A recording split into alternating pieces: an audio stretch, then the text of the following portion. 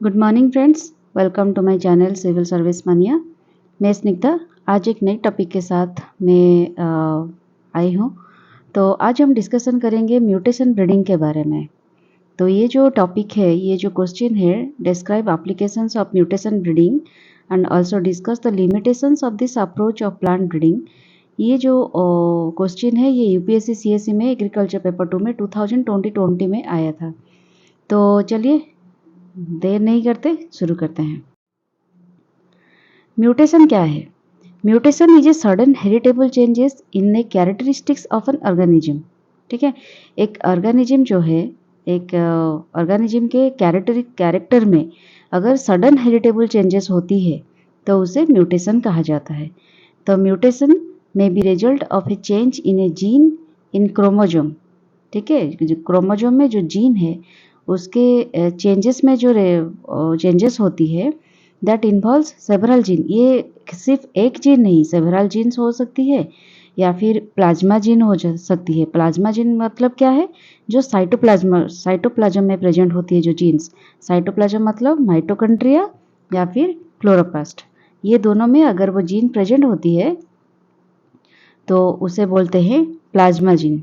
ठीक है, उसे बोलते हैं प्लाज्मा जीन। अगर प्लाज्मा जीन में कुछ चेंजेस हो या फिर क्रोमोजोम में कुछ चेंजेस होती है क्रोमोजोम जीन्स में, तो इसे म्यूटेशन कहा जाता है।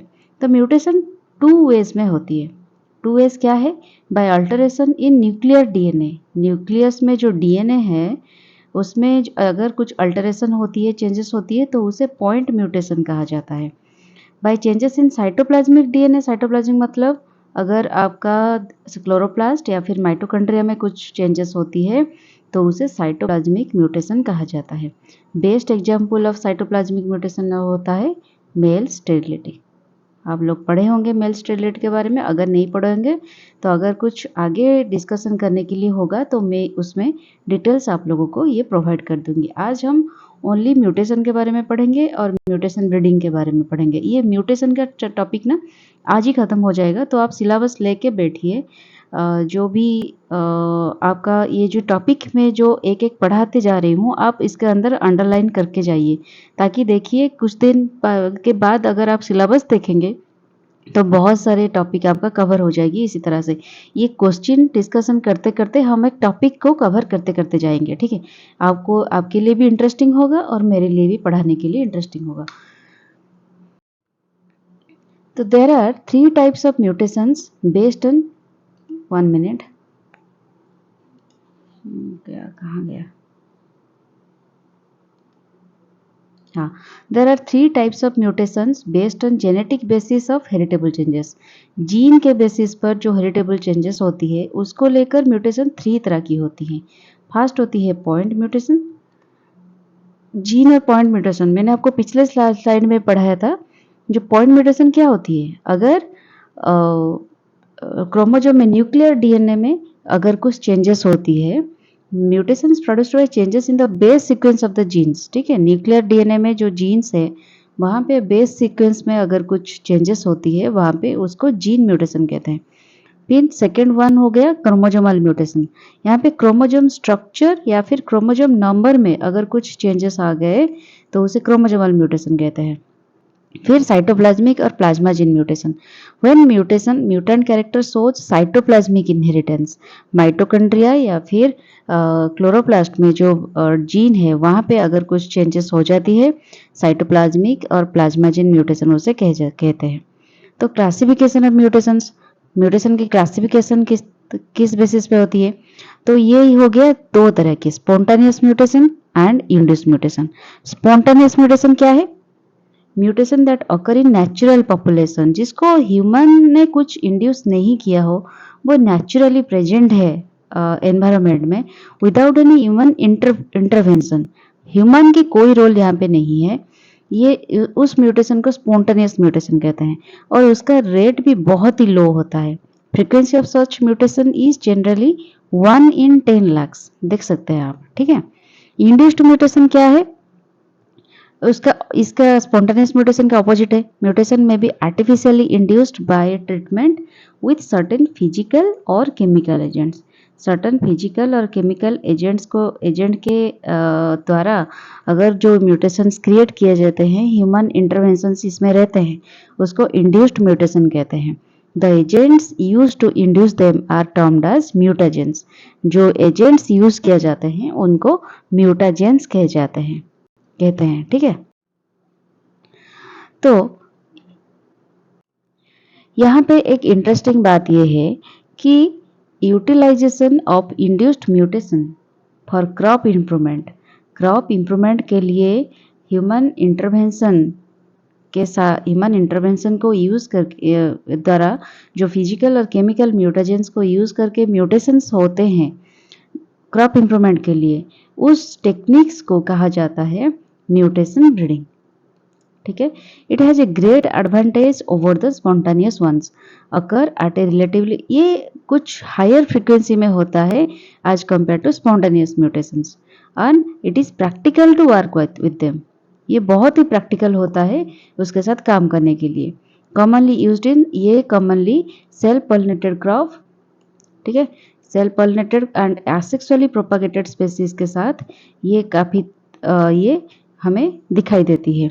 While rarely used in cross pollinated crops, ये जो म्यूटेशन ब्रीडिंग हम क्रॉस पॉलिनेटेड क्रॉप स्पेसीज में थोड़ा कम करते हैं, सेल्फ पॉलिनेटेड और एसेक्सुअली प्रोपागेटेड स्पेसीज में थोड़ा हम ज़्यादा करते हैं। The term mutation breeding was first coined by Freisleben and Lane in 1944। ये आप याद रख सकते हैं, चाहे तो याद ना रखें, लेकिन याद रखें तो थोड़ा अच्छा होगा। तो based on magnitude of phenotypic effects mutations are classified as, ये हो गया हम नॉर्मली क्लासिफिकेशन किए थे स्पॉन्टेनियस इंड्यूस्ड, लेकिन फेनोटाइपिक इफेक्ट एक होता है जेनोटाइपिक इफेक्ट। फेनोटाइपिक इफेक्ट मतलब आपकी कैरेक्टर में जो चेंजेस होती है, जो इफेक्ट्स दिखती है, उसको फेनोटाइपिक कहते हैं। जेनोटाइप मतलब जो आपके जीन पे जो हेरिटेबल चेंजेस होती है, जो जीन पे आपको इफेक्ट पड़ती है, उसको जेनोटाइपिक कहते हैं। तो फेनोटाइपिक इफेक्ट के मैग्नीट्यूड को बेस करके म्यूटेशंस दो तरह की होती है, एक हो गया मैक्रो म्यूटेशन और दूसरा हो गया माइक्रो म्यूटेशन। मैक्रो म्यूटेशन में ओलिगोजेनिक म्यूटेशन उसे भी कहते हैं और माइक्रो को पॉलीजेनिक म्यूटेशन कहते हैं। Large phenotypic effect and recognisable on individual plant species and can be scene easily in M2 generation. ठीक है, ये आप पढ़ सकते हैं चाहिए तो general characteristics of mutations, mutation की कैरेक्टरिस्टिक्स क्या होती है। म्यूटेशंस आर जनरली रिसेसिव, ये एक बहुत ही इंपॉर्टेंट पॉइंट है। म्यूटेशंस जो होती है वो जनरली रिसेसिव होती है, बट डोमिनेंट म्यूटेशंस भी होते हैं, लेकिन ये रेयर होते हैं। डोमिनेंट म्यूटेशंस ये नॉर्मल होते हैं recessive. Generally harmful to the organisms, ये याद रख सकते हैं। म्यूटेशंस आर रैंडम, ठीक है, दे ऑकर इन एनी जीन, उसका कोई स्पेसिफिक जीन नहीं होता, वो कोई भी जीन में रैंडमली हो सकते हैं। ये रिकरेंट है, the same mutations occur again and again. ठीक है, induced mutation commonly show pleiotropic effect, the effect of a particular gene on several unrelated traits। ठीक है, प्लियोट्रोपी मतलब क्या होता है, the effect of a particular gene on several unrelated traits. ठीक है, तापरे if mutation occur at both Loki simultaneously, the mutant can be identified in M1 generation.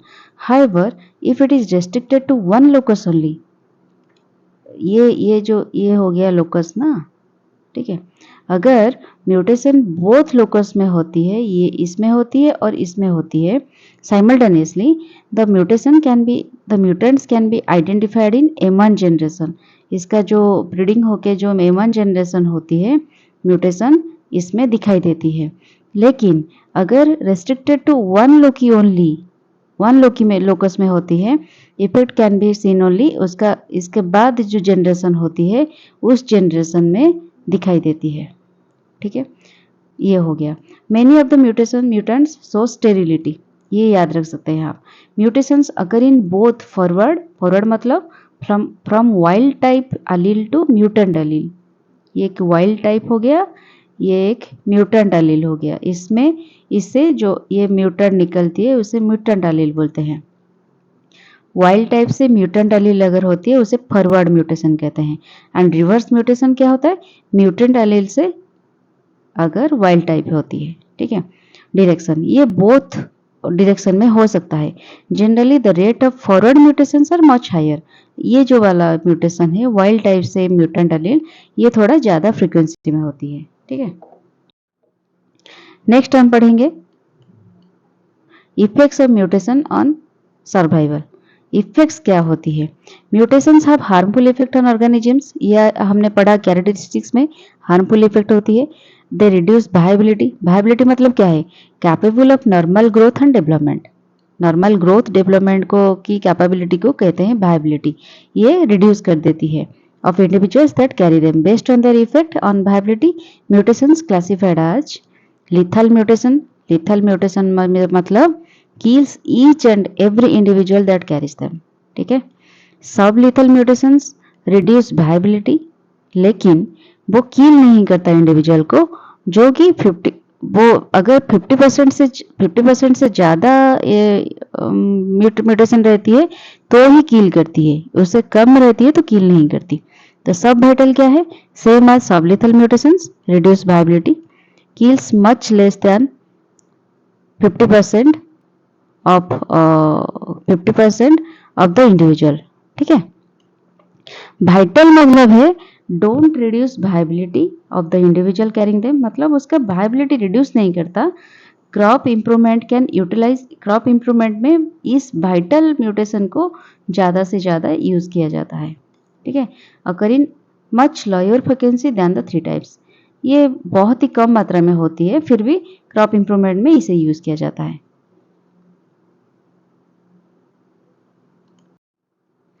अब चलते हैं जानने के लिए म्यूटेशन ब्रीडिंग क्या है। अब हम अभी तक जो भी पढ़े वो म्यूटेशन के बारे में था। म्यूटेशन के बारे में जितना भी आप लोगों को एग्जाम में आएगा वो सब में मैंने पढ़ा दिया। मतलब उससे ज़्यादा कुछ पढ़ने की ज़रूरत नहीं है, क्योंकि जो एग्ज़ाम होती है सिविल सर्विस एग्ज़ाम, वो बेसिक कंसेप्ट आपको पूछती है, बहुत ही डिटेल्स डीप नॉलेज में जाने की ज़रूरत नहीं है। तो म्यूटेशन हमने पढ़ लिया, जो जो चाहिए म्यूटेशन में वो सब पढ़ लिया। अब पढ़ेंगे म्यूटेशन ब्रीडिंग क्या है।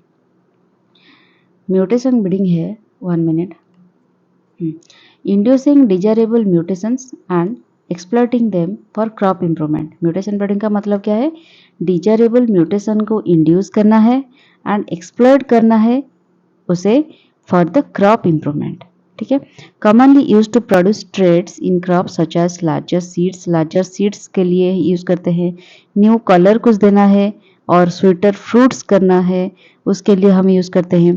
That either can be found in nature, nature में वो सब ये सब प्रोड्यूस नहीं होता। आप लोगों को पता है जो कैबेज आती है, सॉरी कॉलीफ्लावर, कॉलीफ्लावर के डिफरेंट कलर में आती है, जैसे कि वाइट कलर हो या फिर वाइट कलर तो नेचुरल कलर है, पर्पल कलर हो, येलो कलर हो, ये सब कलर ना इंड्यूस्ड म्यूटेशन के म्यूटेशन करके ये सब लाया जाता है। जैसे कि have been lost during evolution, और कुछ और ऐसा हो सकता है कि ये सब पहले था लेकिन अभी नहीं है, वो धीरे धीरे डिग्रेड हो चुका है, उसको उसका जो हेरिटेबल चेंजेस होके वो डिग्रेड हो चुका है। वो सब हमें अगर अभी चाहिए होगा तो हम इंड्यूस्ड म्यूटेशन करेंगे, ठीक है। इसी वजह से इंड्यूस्ड म्यूटेशन ब्रीडिंग करते हैं। तो प्रोसीड्यूर्स ऑफ म्यूटेशन ब्रीडिंग क्या है? प्रोसीड्यूर देखते हैं। फर्स्ट हो गया choices of material, it should be best variety available in crop and seed should be pure, ठीक है। सीड प्योर होना चाहिए और best variety available in crop होना चाहिए। Then choice of mutation, first हो गया हम मटेरियल चॉइस करते हैं, किन चीज़ों को लेकर हमें म्यूटेशन करना है। फिर म्यूटाजेन चॉइस करते हैं। म्यूटाजेन किस लिए चाहिए? म्यूटेशन करने के लिए एक तो एजेंट होना चाहिए ना, जनरली केमिकल एजेंट्स हम यूज़ करते हैं, ठीक है। आर प्रिफर्ड फिजिकल म्यूटेजेंस हम कम यूज़ करते हैं, केमिकल म्यूटेजेंस है for seed treatment and radiations for treatment for of vegetative parts, radiations में यूज़ करते हैं। फिर म्यूटाजेनिक ट्रीटमेंट, म्यूटाजेन चॉइस करने के बाद म्यूटाजेनिक ट्रीटमेंट करते हैं। Optimum mutagen dose is one which produces maximum frequency of mutations and causes minimum killing, ठीक है। ऑप्टिमम म्यूटेशन डोज उसे कहा जाता है जो produce maximum frequency of mutations, ठीक है, and causes minimum killing. Mutagens क्या है? म्यूटेजेंस आप लोगों को बताई थी मैंने, फिजिकल एक है और एक chemical agents which greatly enhance frequency of mutation. तो म्यूटेंट क्या है? म्यूटेंट एक इंडिविजुअल है और एक ऑर्गेनिज्म है और न्यू जेनेटिक कैरेक्टर है अराइजिंग और result from an instance of mutation. Mutation के इंस्टेंस में जो इंडिविजुअल, जो ऑर्गेनिज्म और न्यू कैरेक्टर यूज किया जाता है उसे म्यूटेंट कहा जाता है। द टाइप ऑफ म्यूटेजेंस, हम म्यूटेजेंस दो तरह के देखें यहाँ पे, फिजिकल और एक केमिकल। तो फिजिकल म्यूटेजेंस क्या क्या होते हैं? फिजिकल म्यूटेशंस दो तरह के होते हैं, यहाँ पे एक हो गया। फिजिकल म्यूटेशन दो तरह के होते हैं, एक हो गया आयोनाइजिंग रेडिएशंस। आयोनाइजिंग रेडिएशंस में हम अल्फा रेज यूज करते हैं, beta rays, fast neutrons, then thermal neutrons, ये सब पार्टिकुलेट रेडिएशंस है, ठीक है। एक्सरेज एंड गामा रेज ये हो गया नॉन पार्टिकुलेट रेडिएशंस, ये याद रखेंगे आप। एक्सरेज एंड गामा रेज ये दो हो गया non particulate radiations. Then ionizing ये हो गया, ये सेकेंड हो गया नॉन आयोनाइजिंग रेडिएशंस, जहाँ पे अल्ट्रा वायोलेट रेडिएशंस को हम यूज करते हैं, ये एक नॉन आयोनाइजिंग रेडिएशंस है। फिर केमिकल म्यूटेजेंस क्या क्या है? केमिकल म्यूटेजेंस चार तरह के हैं। फर्स्ट हो गया alkylating agents causes mutation by adding alkyl group at various positions like ethyl methane sulfolate, sulfur mustard, nitrogen mustard, etc. Acridine dyes very effective mutagens such as acridine yellow, acridine orange, etc. Then base analogs में आता है chemical compound similar to DNA base, ठीक है, जैसे कि 5-bromouracil, 5-chlorouracil, these are base analogs. Other mutagens में क्या आता है? Nitrous acid, sodium azide, etcetera. तो म्यूटेशन ब्रीडिंग के एप्लीकेशन, क्वेश्चन में आया था ना एप्लीकेशन क्या क्या है? तो एप्लीकेशन क्या है? Induced of desirable mutant alleles which may not be present in germ plasm और which may be present but may not be available to the breeder due to political और ज्योग्राफिकल रीजन। म्यूटेंट एलील हमें mutation breeding कहाँ कहाँ use होती है? Mutation breeding हम अगर कुछ डिजायरेबल म्यूटेंट एलील्स चाहिए होता है जो कि हमें जर्म प्लाज्म में प्रेजेंट नहीं है या फिर प्रेजेंट है लेकिन हमें अवेलेबल नहीं होते ब्रीडर को due to some political reasons और सम जियोग्राफिकल रीजन्स, अगर इस वजह से ब्रीडर को वो सब अवेलेबल नहीं होती है तो इस वजह से हमें इंड्यूस्ड म्यूटेशन करने पड़ते हैं, म्यूटेशन ब्रीडिंग करने पड़ते हैं। लेकिन इसका मतलब तो ये नहीं कि हमें जर्म प्लाज्म कलेक्शन नहीं करनी चाहिए, हमें सिर्फ म्यूटेशन करके ब्रीडिंग करके नया वैरायटी डेवलप कर लेना चाहिए, नई क्या म्यूटेंट एलील डेवलप कर लेना चाहिए। हमें जर्म प्लाज्म, इसका मतलब ये नहीं कि हमें जर्म प्लाज्म की ज़रूरत नहीं होगी, हमें जर्म प्लाज्म की ज़रूरत है, ये सिर्फ म्यूटेशन ब्रीडिंग एक सप्लीमेंट की तरह काम करती है, ठीक है, act as a supplement to the available germplasm. It is useful in improving specific characteristics, often otherwise well adapted high yielding variety. Specific characteristics क्या होती है? जैसे कि हमें ज़्यादा yield हो गया या फिर नई कलर हो गया या फिर साइज बिगर हो गया, स्वीटर फ्रूट हो गया, ये सब क्या स्पेसिफिक कैरेक्टरिस्टिक्स अगर चाहिए होता है तो ये इम्प्रूव करने के लिए हमें म्यूटेशन ब्रीडिंग की ज़रूरत है। Mutagenesis has been successfully used to improve various quantitative characters. जो कैरेक्टर्स मैंने बताया, क्वांटिटेटिव मतलब यील्ड, जैसे कि यील्ड हो गया, ये क्वांटिटेटिव कैरेक्टर है, ये सक्सेसफुली इम्प्रूव करने के लिए म्यूटाजेनेसिस करते हैं।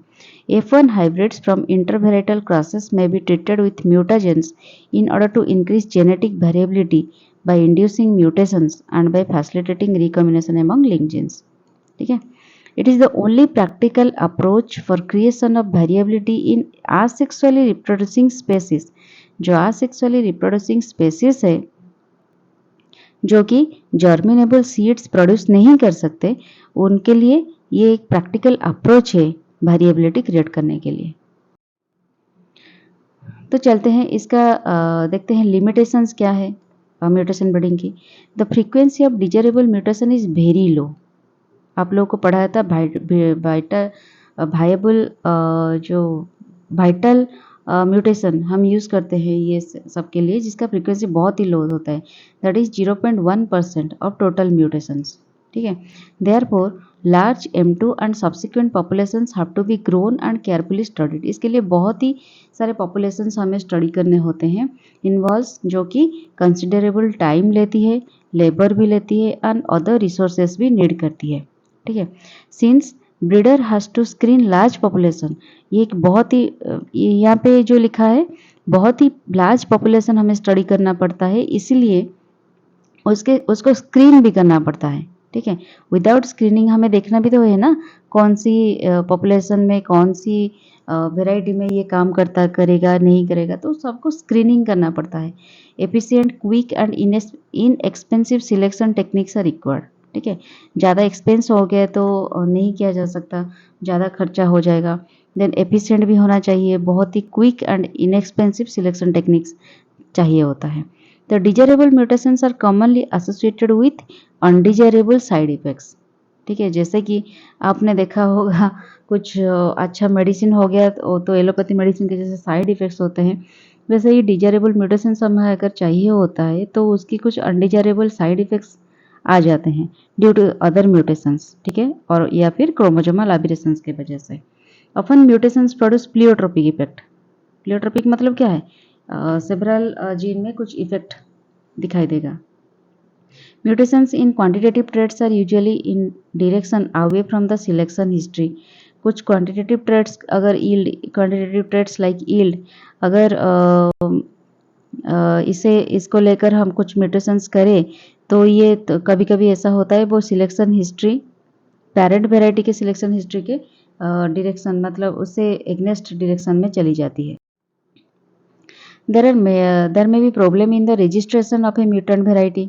म्यूटेंट वेराइटी रजिस्ट्रेशन करने के लिए भी कुछ कभी कभी डिफ़िकल्ट होता है, since it may be difficult to demonstrate the new variety. एक न्यू वेराइटी को डेमोन्स्ट्रेट करना भी कभी कभी डिफ़िकल्ट हो जाती है to be distinct from parent variety. ठीक है, most of the mutations are recessive, ये हमने कैरेक्टरिस्टिक्स में पढ़ा था। Detection of recessive mutation is almost impossible in clonal crops and in polyploid species. ये कह रहा है कि पॉलीप्लॉइड स्पेसीज या फिर क्लोनल क्रॉप में रिसेसिव म्यूटेशन को डिटेक्ट करना थोड़ा डिफ़िकल्ट हो जाता है। तो ये होगी आपका म्यूटेशन ब्रीडिंग के बारे में डिटेल्स।